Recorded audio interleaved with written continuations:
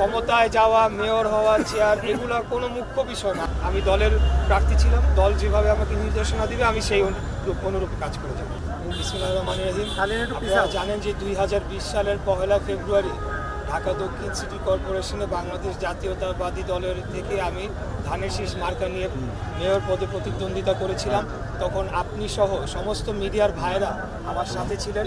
নির্বাচন পূর্ববর্তী 1 মাস যে প্রচারের সময় থেকেই আমাদের উপরে হামলা করা হয়, আমাদের নেতাকর্মীদের রক্তাক্ত করা হয়, আমাদের মাইক ভেঙে ফেলা হয়, পোস্টার ছিঁড়ে ফেলা হয়, কাউন্সিলর প্রার্থীদেরকে গ্রেফতার করে নিয়ে যাওয়া হয়। এর মধ্যেও আমরা নির্বাচনের দিন যখন আমরা যাই বিভিন্ন কেন্দ্রে, তখন আমরা দেখতে পাই যে আমাদের কোনো পোলিং এজেন্টদেরকে সেখানে থাকতে দেওয়া হয় নাই, সকলকে মারধর করে বের করে দেওয়া হয়। পোলিং ভোট কেন্দ্রগুলো বেশিরভাগই 9:30টার দিকে খোলে এবং 1-1.5 ঘন্টা ভোট গ্রহণের মতো হয়ে পরবর্তীতে সেগুলোকে বন্ধ করে দেওয়া হয়। আমিও বিভিন্ন কেন্দ্রে যেয়ে সেগুলোকে বন্ধ পাই এবং পরবর্তীতে ইভিএমে কারচুপি করে সেগুলো আমার ভোটকে যে 1.5 ঘন্টার মাধ্যমে আমি যে ভোট পেয়েছিলাম 2 লক্ষ সামথিং, সেটিকে ওভারকাম করার জন্য সারা দিনব্যাপী আপনার ইভিএম দিয়ে আপনার কারচুপি করা হয় এবং পরবর্তীতে 6:30টার দিকে ফলাফল ঘোষণার কথা থাকলেও সেটা হঠাৎ করে বন্ধ করে দিয়ে রাত 1:30টার সময় ফলাফল একতরফাভাবে ঘোষণা করা হয়। এরপরে নিয়ম অনুযায়ী, আইন অনুযায়ী আমরা নির্বাচনী ট্রাইব্যুনালে মামলা করেছি। পরবর্তীতে সেই মামলাটি মেয়র তাপস, উনি মেয়র হাসিনার যে আত্মীয় তাপস, সেই মামলাটিকে বাধাগ্রস্ত করার জন্য বিভিন্নভাবে আদালতকে চাপ প্রয়োগ করে এবং বিভিন্নভাবে সে বাধাগ্রস্ত করে। পরবর্তীতে 5 তারিখের পরে আমাদের সেই মামলাটি আবার পুনরুজ্জীবিত করা হয় এবং সকল সাক্ষী শুনানির শেষে আমরা আদালতের রায় আজকে পাই।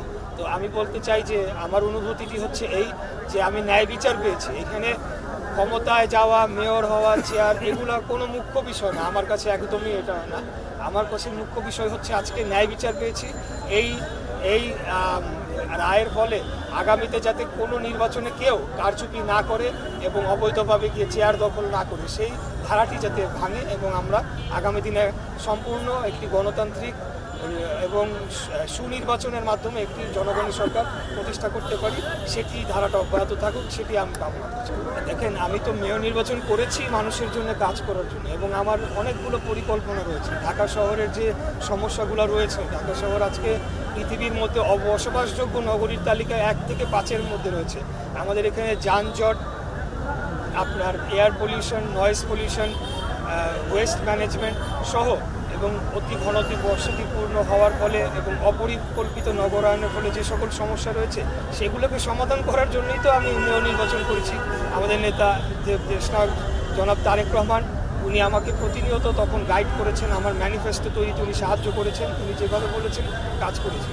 এবং আমাদের সিনিয়র নেতৃবৃন্দ আমার পাশে, আমার অত্যন্ত শ্রদ্ধেয় আমার চাচা জনাব রুহুল কবির রিজভী আহমেদ রয়েছেন, ওনারা যেভাবে আমাকে সমর্থন দিয়েছেন সেটা তো জনগণের জন্য কাজ করার জন্য। হ্যাঁ, এখন আমি শপথ নিব কি নিব না এটা হলো সম্পূর্ণ দলীয় সিদ্ধান্ত, যেটা আমি ইতিপূর্বে বলে এসেছি। আমি দলের প্রার্থী ছিলাম, দল যেভাবে আমাকে নির্দেশনা দিবে আমি সেই অনুরূপ কাজ করব।